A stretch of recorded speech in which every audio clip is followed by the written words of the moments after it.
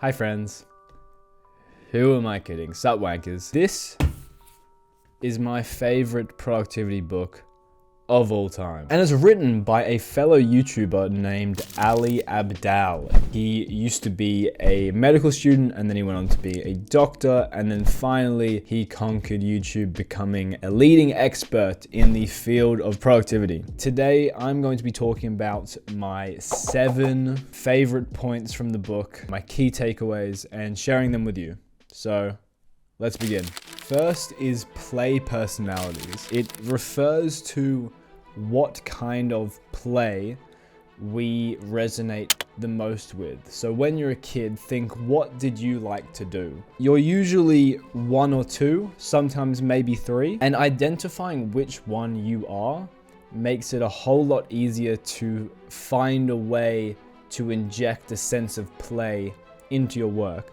So, for example, I am the kinesthete, which refers to a love of exercise, sports, physical pursuits. In order to inject play into my work, I have decided to start making more archery related content. And that way I can bring my love of sport to my love of content creation. Similarly, if you were, say, the explorer, instead of just writing out your lecture notes at home, maybe go explore a new cafe that you've never been to. And that way you can inject your sense of adventure into something as mundane as writing notes. Tip number 2, what would this look like if it were fun? I would argue this is the main question of the book and the guiding question you can use to make anything slightly more enjoyable. And by asking your brain this, it will naturally reframe its thinking and come up with solutions that are more fun, and that will make all the difference. Tip number 3, improve your skills. In the book,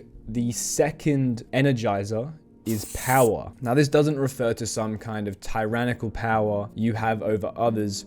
Rather, it is the power you feel within. It's how empowered you feel to take on the day, take on the challenges and goals that you've set for yourself. The best way to do this, in my opinion, is through improving your skills. So the other 2 are confidence and ownership. But I would argue improving your skills is the best way, because when you improve your skills, confidence and ownership follow suit quite quickly. I'll give you an example. Imagine a salesman that has just doubled his sales by improving his sales technique. Not only is he going to be more confident because of the results he's achieved through his own hard work and improving himself, but also if he wanted to, he could rock up to the office at noon and no one's going to tell him otherwise, because he's selling the most product.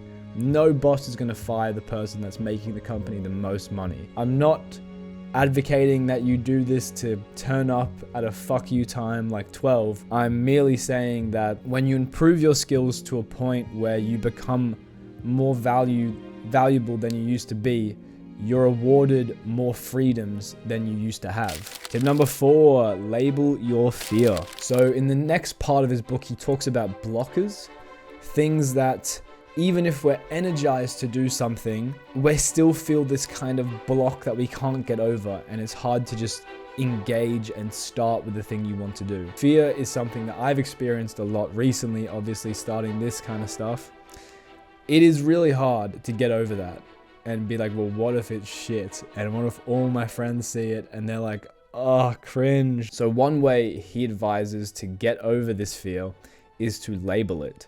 So a lot of times when we have a fear about doing something, let's take video making for example, it's a large abstract fear like, oh, I'm just too scared to make videos. Well, no, you're not scared to make videos. That's not it.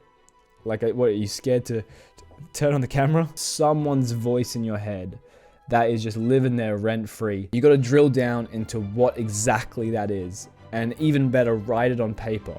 Because then when you're looking at it, you're like, oh, my uncle making a joke, making a wisecrack about it at Thanksgiving dinner. Who gives a fuck? Seriously, when you see it on paper, you're like, oh my God, this is the hurdle that's stopping me from doing the things I want to do. This. So label your fear, write it down, stare at it, and put it into perspective. Tip number 5, the 10-10-10 rule. It's a very nifty little trick. because what it does is it allows you to access hindsight in advance. And it does so by asking you the question, will this matter in 10 minutes? Will this matter in 10 weeks? Will this matter in 10 years? And once you kind of use that system for all these little anxieties and fears that you have, you'll slowly realize that 90% of it does not matter, does not impact your life whatsoever. Take the example of asking a girl out on a date. What if she rejects you? Okay, well, will that matter in 10 minutes? Yeah, you'll probably feel a bit beat up over that. Your ego will have a bit of a bruise on it. Will it matter in 10 weeks? It'll still probably be a little bit touchy, a little bit sore, and you'll be a bit embarrassed and you'll cringe at the memory. And in 10 years, you won't even remember it happened. Tip number 6, lower the stakes. I found this incredibly useful in starting this YouTube channel. Where a lot of fear and insecurity comes from is the perception that your competency and skills are not up to the challenge. But if you just lower the stakes, if you lower the bar in your mind, you're much more likely to get started and just do something. So for example, with these videos, right? I don't want a perfect video. I don't even want a good video. I want to put out one bad video a week. That's my goal. I want to put out a bad video a week. And eventually, as I get better, progressive overload, I can then move on to, I want to make one good video per week. And then maybe I want to make one great video per week. But don't set that goal of great video per week off the rip. Give yourself something that you can achieve and take that win. Tip number 7, the 5-minute rule, and define the next action step. So a lot of times when we're failing to get started, it's a problem of inertia. So for example, it's easier to keep working than it is to start working. It's easier to keep doing nothing than to start doing nothing. So one way I find to kind of shortcut this little speed hump is the 5-minute rule. So essentially you just start a timer on your phone for 5 minutes and you commit to just doing 5 minutes of work. And at the end of that 5 minutes, if you want to stop, just stop. That's okay. If you're still like, I don't want to do this, I want to go back and sit on the couch, go do it. But chances are, after you've broken through the first 5 minutes, it's a whole lot easier. Just keep working and you'll just continue to work for maybe even sometimes hours after that. But this only works if you truly allow yourself to stop after the 5 minutes.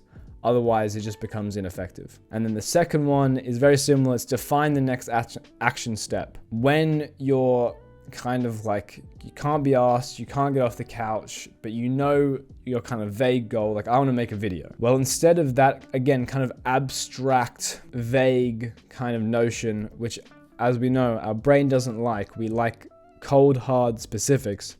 Instead of giving it that goal, say like, I need to grab my camera. I need to press the record button on my camera and then just achieve it. So I found both of these quite useful. So those are my 7 favorite tips from the wonderful book, Feel Good Productivity. I hope you enjoyed. I hope you learned something.